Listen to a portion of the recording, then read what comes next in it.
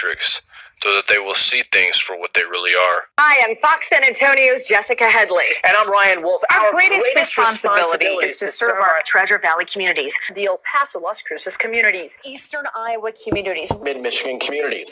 We are extremely proud of the quality, balanced journalism that CBS 4 News produces. But we are concerned about troubling trends, irresponsible, one-sided news stories plaguing our country. Barack and I were raised with so many of the same values, like you work hard for what you want in life, that your word is your bond, that you do what you say you're going to do. My parents impressed on me the values that you work hard for what you want in life, that your word is your bond, and you do what you say and keep your promise. That you treat people with dignity and respect, even if you don't know them and even if you don't agree with them. That you treat people with respect. They taught and showed me values and morals in their daily life. That is a lesson that I continue to pass along to our son. And we need to pass those lessons on to the many generations to follow. And Barack and I set out to build lives guided by these values and to pass them on to the next generation, because we want our children and all children in this nation to know that the only limit to the height of your achievements is the reach of your dreams and your willingness to work hard for them. Because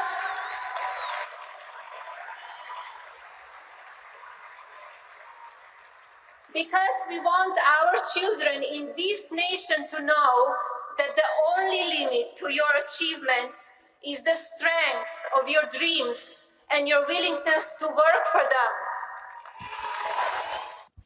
The children have fallen for an enchantment perpetrated by a false. You put down about everybody that's run for president lately. Who should we be looking at for the next election?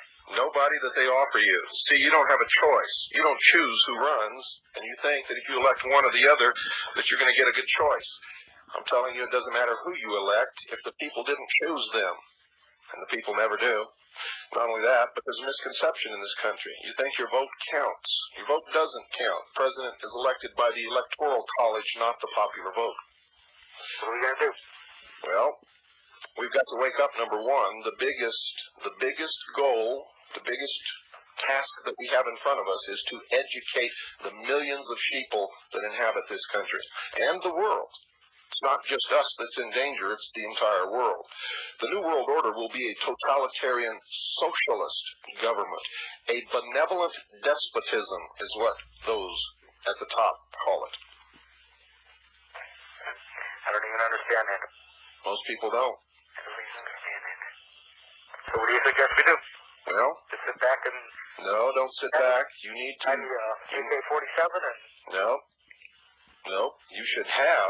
You should have something on hand in case everything falls apart to protect yourself, your family, and your community. But what I'm advocating is that if enough of us wake up and really become responsible and understand really what's happening and how the system works and understand that this is not a democracy, and democracies never work, they always deteriorate into socialism, and then a dictator rises up and takes charge. And eventually, if democracy lasts that long, it destroys itself with immorality and licentiousness. Look at the old Roman Empire, which began as a democracy. Look at all the democracies that sprang up and tried to survive in the past. Look what happened to them. You see, when you have one man, one vote, the people basically are selfish. They're greedy. They always vote themselves everything that they can possibly get until there's nothing left and everything disintegrates. If you want to sit back and let it happen, well, that's your choice, but I'm not sitting back and letting it happen. I'm just one person just like you. Educate your family, educate your neighbors, educate your community. Become once again what we were intended to be. Of, for, and by the people means that we have to know everything that's happening in Washington all the time. We are supposed to be the arbiters of our own fate. We must be the watchdogs of our government. We began as sovereign kings in our own right when this country was formed and the government was our chattel servant. We are quickly becoming the property of the government, which is becoming, once again, the Roman Empire. Now, this will eventually collapse too, but when it collapses, it will collapse into anarchy, and race wars will begin to rage across the landscape, and people will kill you for a can of spinach in your cabinet. And I asked you, should I go and buy me a gun and protect myself? And you said no. No, that's not what I said. I said that you should have those items on hand to protect yourself, your family, and your community. Didn't I? I should already have that stuff already bought. That's right. That's why our forefathers gave us the second article and amendment to the Constitution, was so that we could protect ourselves against a government should it become despotic and oppressive. And from a Coming, I believe it. It's coming. Yes, it is coming. Very fast. This is a pandemic of the unvaccinated. President Biden signing a new executive order, which requires vaccination for federal employees and contractors who do business with the federal government. The president wants private employers to do this as well. That the Department of Labor is developing an emergency rule to require all employers with 100 or more employees that together employ over 80 million workers to ensure their workforces are fully vaccinated. With this announcement, workers in the federal executive branch, such as the Department of Defense, the VA, and others, would have to be vaccinated. That's about 2.5 million people. With this plan, Biden also wants increased testing and masking in schools to keep them open safely. Socialism. Socialism has always destroyed everything that it has ever touched. It takes everything away from you, including your dignity and self-respect. And you reach a state of total dependency, where the government becomes your father and you become a helpless child. And you pretend to work, and they pretend to pay you. Is that what you want? You have a right to vote, but you are not mandated to vote. You don't have to vote if you don't want to. And not voting is a way of protesting. But if you'll look at how many people in this country have stopped voting, it's got to be the biggest protest in the history of the nation. People are saying, we don't believe in the system anymore. We don't believe you're going to represent us. We don't believe our vote counts. We believe it's a waste of time, and so we're not going to do it. We believe that the outcome is going to be the same whether we go and vote or whether we stay home and don't vote. And you know, folks, they're absolutely right when they think that. Absolutely correct.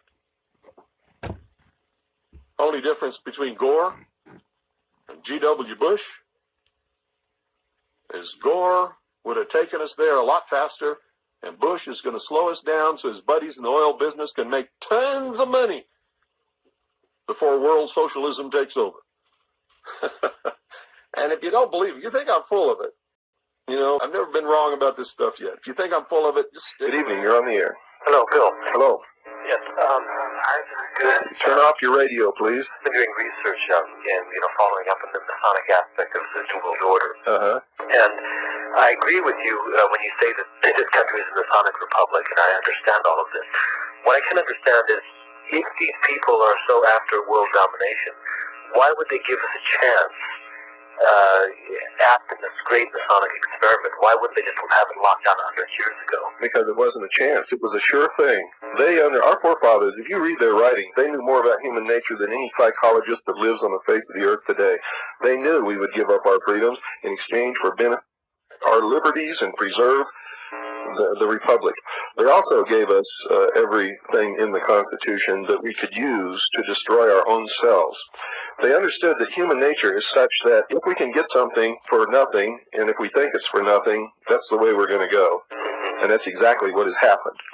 So it was just sort of a hollow gesture, because they knew what the outcome would be. Well, not only it wasn't a hollow gesture, they had to establish this country in order to give the common man a taste of freedom for the first time in the history of the world. This had never happened before. It was the catalyst that toppled the kings and queens from their thrones in Europe. It took away the power that opposed them. Number two, it was to prove to the common man that he could not rule himself. They knew that human nature Common man would, through his human nature, his human foibles and failings, give up everything that they had given us, and then that would be the reason quoted to us in the New World Order why we cannot have those liberties or freedoms. I see. And so actually this was set up as the power transfers was taken away from the old the aristocrats. That's right, and this country was the instrument which would bring into the world the New World Order, and it was all put into the Great Seal of the United States. If you know how to interpret the symbolism of the mysteries, it's all right there. Who they were, what they were about, and what they intended to bring about is right there in the Great Seal. I see. Did you know that Albert Pike is buried in the walls of the House of the Temple in Washington, D.C.? Yes. Yeah. And also, what is the UN meditation room?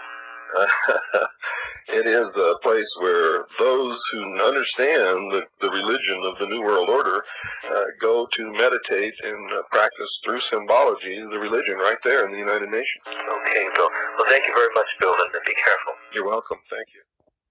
These presidents and leaders of the kingdoms owned by Satan are friends behind closed doors and laugh at the reaction they get from the peasants through the staged events they perpetrate.